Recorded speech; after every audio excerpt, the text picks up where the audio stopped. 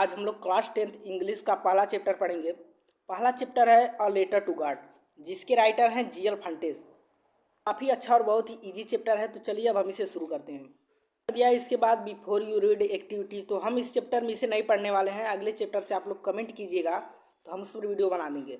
हम पहले चैप्टर से ही शुरू करते हैं। तो पहला चैप्टर हम देखते हैं यहाँ से।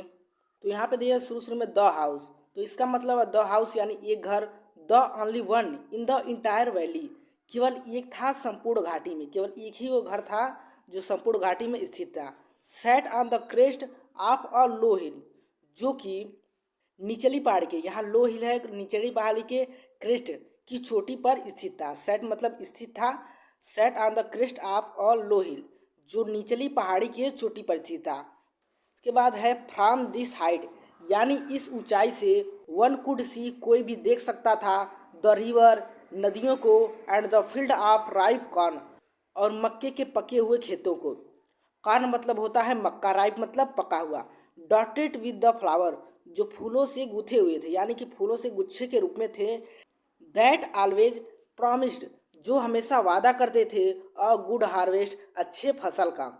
अब इसके बाद है द ओनली, केवल थिंग द अर्थ नीडेड, अर्थ को केवल एक चीज़ की आवश्यकता थी। नीड मतलब आवश्यकता होता है, तो यहाँ पर नीडेड इसीलिए लगा दिया गया है। वाज अ डाउन पावर, एक भारी जल की आवश्यकता थी। आर, या आर का मतलब या। उसके बाद एट लीस्ट एट शावर, या फिर एक हल्के से बौछार की आवश्यकता थी। थ्रो आउट द मॉर्निंग, यानी सुबह होते ही। Lencho knew his field intimately, who मतलब जो, न्यू हिज फील्ड्स इंटीमेटली, जो अपने खेतों को अच्छी तरह से जानता था। हैड डन नथिंग, उसने कुछ नहीं किया।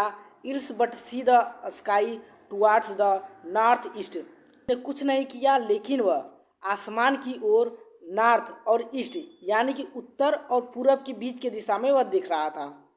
अब इसके बाद हम आगे आते हैं।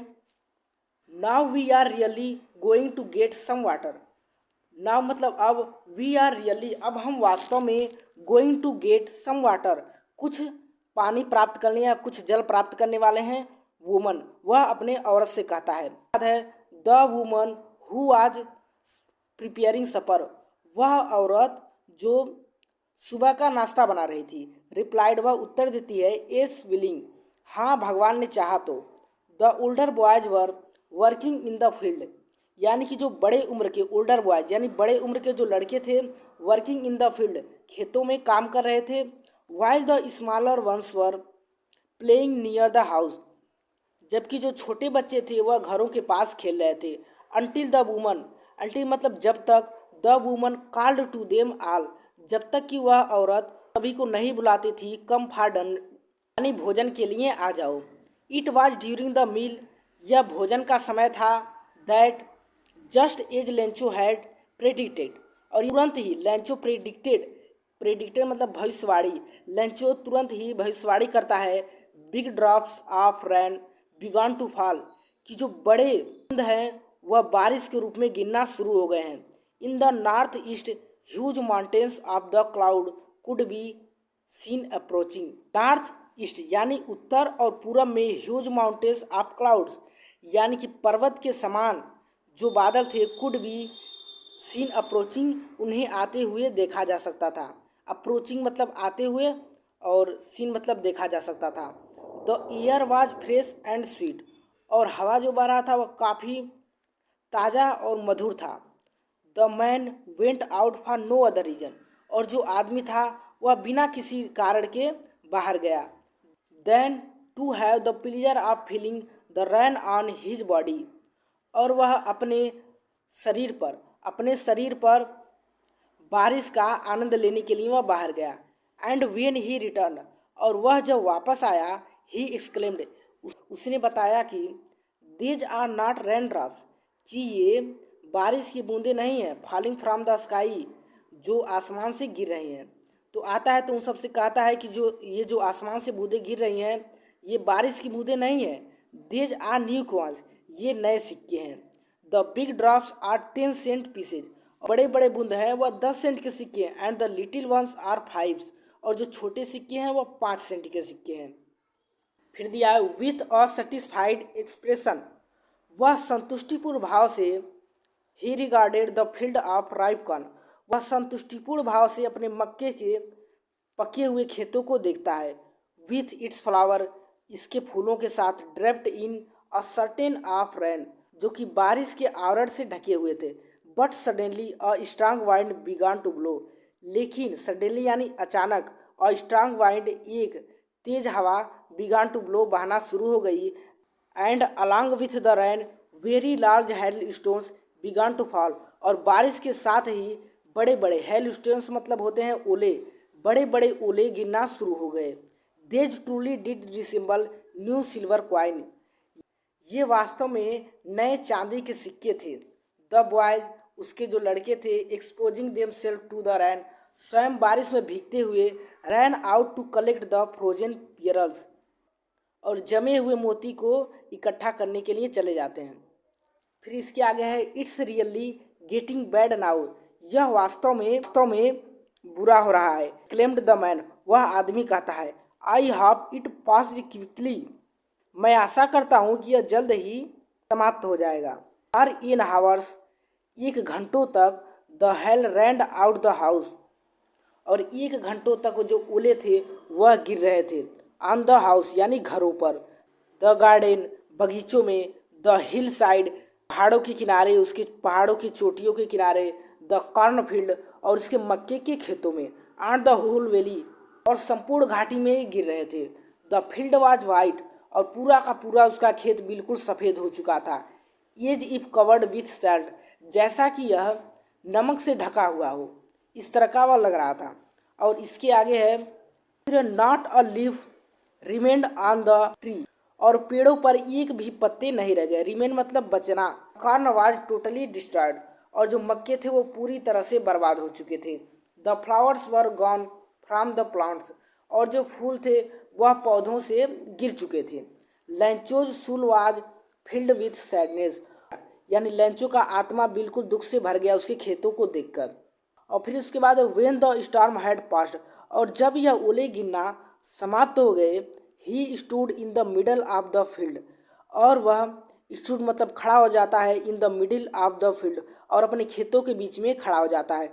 And said to his sons, और अपने लड़कों से कहता है plague of locusts would have left more than this, यानी कि जो प्लाउ ऑफ लोकट्स यानी कि जो टिड्डियों का दल होता है, would have left more than this, इससे भी ज़्यादा छोड़ जाती हैं।